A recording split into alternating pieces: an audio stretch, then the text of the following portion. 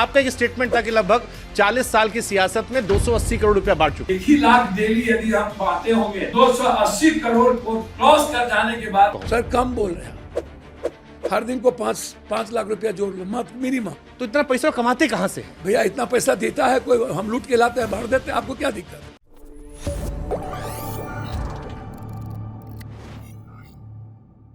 नौ 9,000 एकड़ जमीन आपने कहा मेरे पास थी, 9,000 बीघा, जिसको मैंने बांटा, अब 100 बीघा बची। 100 बीघा भी नहीं, 80-90 होगा। तो घर वाले डांटे नहीं? कितना सर हमने नहीं बांटा, इतना जमाए थे सर जो हमने नहीं डांटा। हाँ सर कुछ सीलिंग में गए, कुछ अंग्रेज के समय अंग्रेजों को मारा गया हमारे सरदादा दादा के द्वारा।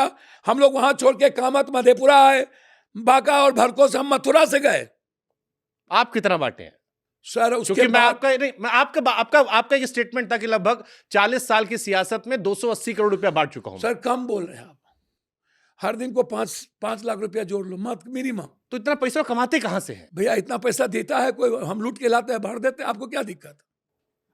जैसे हमने प्रशांत जी से पूछा, हमने कहा इतना पैसा कहां लाते हो? वो कहे चुनाव जिताए थे, वो हमको दे देता है। प्रशांत देखिए, आप एक गैमलर का नाम मत लीजिए। अच्छा ठीक है, हम आपसे पूछ रहे हैं, इसलिए हम आपसे पूछ ले सीधे। देखिए पढ़े लिखे डकैत का नाम मत लीजिए। ठीक है, आपका नाम लेते हैं। आप इतने जानिए, वो तो कहीं बांटा नहीं ना, हम तो बांट रहे हैं ना। तो इसे तो रॉबिनहुड कहते हैं सर। भैया हम कह रहे हैं कि हम बांट रहे हैं, तो हम रॉबिनहुड के लिए तो बांट नहीं रहे हैं। यदि पप्पू यादव यहाँ पर सेवा आश्रम खोला हुआ है दिल्ली में, और पूरे खुर्दा में, पूर्णिया में, पटना में, सब जगह हमको 4 स्टाफ है। मेडिकल सिस्टम के लिए हम एक गाड़ी, एक एम्बुलेंस हम दिए हुए हैं, और पूरे बिहार और देश के गरीबों की पैसे भी, उसका इलाज भी, उसको पैसे भी हम दे रहे हैं। जनता के सेवक तो है ना आप? नहीं है, हम इंसानियत के सेवक। चलो इंसानियत के सेवक। वो मैं अपने लिए, मैं अपने पीस लाइफ के लिए, मैं वो नहीं करूंगा तो मैं मर जाऊंगा। पैसा नहीं बांटेंगे तो? यदि मैं लोगों की मदद नहीं करूंगा और आंसू नहीं पोंछा, तो मैं उस दिन मुझे पॉलिटिक्स छोड़ दूंगा, मुझे राजनीति नहीं करने आएगी, मैं नहीं करूंगा। तो ये बहुत अच्छा काम, इसमें कोई बुराई नहीं, काम अच्छा है। लेकिन फिर इसमें एक सवाल सर मन में आता है, देखो ये सवाल अब आप पब्लिक लाइफ में आप बोलिए ना, आपसे पूछेंगे इतना पैसा पाते कहां से हो? सर एक बात बोलो, 300 करोड़ रुपया बांट दिया आप, अब कुछ तो सोर्स होगा ना आमदनी का। अच्छा कोरोना में यदि पैसा नहीं था तो हम अपने ऑफिस के पीछे में 90 कट्ठा जमीन 5 करोड़ में बेच दिए, वो तो बेचे है, रजिस्टर्ड है। बाढ़ में पैसे नहीं था तो हम 5 बीघा जमीन पूर्णिया का, जो अपने पत्नी से चोरा करके चुपचाप बेच दिए। 3 करोड़ रुपया बाढ़ में दे दिए, क्योंकि खाने के लिए मेरे पास पैसे नहीं थे, खाना खिलाने के लिए मेरे पास पैसे नहीं थे। डेली हम 1 करोड़ का खाना बनाते थे पूरे पटना के लिए, और डेली बांटते थे, सुबह शाम दोपहर। दूध हो, चीजें हो, वो तो दिखता है हमने जितना बांटा। उसकी तारीफ भी होती है। अब आप लोग लिखता है सोशल मीडिया। अब आप आइए अमेरिका में, हमारी बुआ के पास, हमारी बहन है जिसके पास 100 कॉलेज, फर्रुखाबाद में एक ही बहन है। कहां पर कॉलेज है? फर्रुखाबाद, उत्तर प्रदेश। अच्छा, यहाँ पे जी। अमेरिका वाली बुआ का? नहीं, मेरी बहन, मेरी बुआ जो हुई फादर की भी, वहां पर वो 1 to 10 में आता है, लैंडलॉर्ड में, इकोनॉमी में। ठीक। इस तरह हमारे घर, खानदान, परिवार सभी लोग मदद करते हैं, हमारे दोस्त मदद करते हैं। सब कहता है कि इसको रखना नहीं है, इसको दो, इसकी मदद करो। हमारी बहन अभी चुनाव में है, यदि मदद नहीं करती तो मेरे पास पैसा नहीं था। 80 लाख रुपया हमारी बहन बूथ पे दी। हमने कहा, हमारी माँ ने कहा लौटा देना अपनी बहन को, हमने कहा लौटा देंगे। भैया आप बांटिएगा ना तो आपको कमी नहीं होगी। बात ठीक है, अच्छी बात है, ये आपको दुनिया देगी। और क्या मिलता है आपको? क्या मिलता है?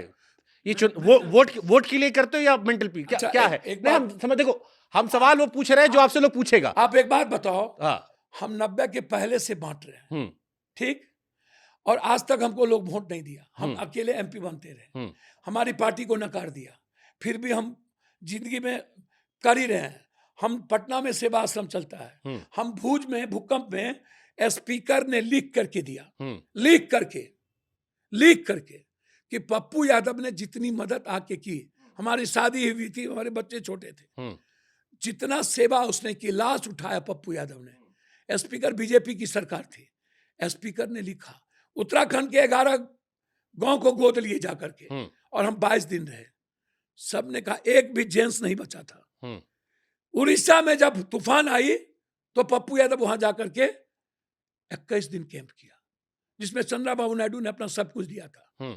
मणिपुर की घटना घटी, पप्पू यादव गए। बॉम्बे में, महाराष्ट्र में घटना घटी, पप्पू यादव गए, वहां पप्पू यादव ने लड़ाई लड़ी, वहां मदद किया।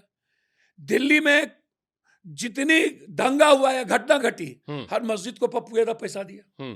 हर मंदिर में जहां जहां तो टूटे, मस्जिद टूटे, हम वहां पैसा दिए। जहां भी बिहार में बाढ़ आई आज तक के हिस्ट्री में, मेरे 90 के पहले से आज तक, एक एक परिवार को पप्पू यादव मदद करते हैं। क्या सोच इसके पीछे होती है? बिल्कुल, ताकि कोई किसी की आंख में आंसू ना हो, कोई अभाव में ना जिए, किसी के भीतर डर ना हो, भूखा ना रहे कोई, किसी भी कीमत पे, किसी भी कीमत पर किसी को। मैं इस जिंदगी में आंसू नहीं देख सकता हूं। मैं, आप बिहार और देश के किसी व्यक्ति से पूछ लो, किसी व्यक्ति से, आपको बोलेगा मैं पप्पू यादव के दरवाजे से आज तक लौट के नहीं आया। ये आपकी इमेज है, लेकिन मैंने आप कहा किसी को पूछ लो, सेकेंड हाफ की इमेज है। मैं मुझे तो समझ में नहीं आता ये सेकंड और फर्स्ट इमेज। मैं बता रहा हूँ, सेकंड और फर्स्ट मैं बता रहा हूँ क्या है। हाँ बताइए ना। पहला है 2008 के पहले का, जब सजा हुई।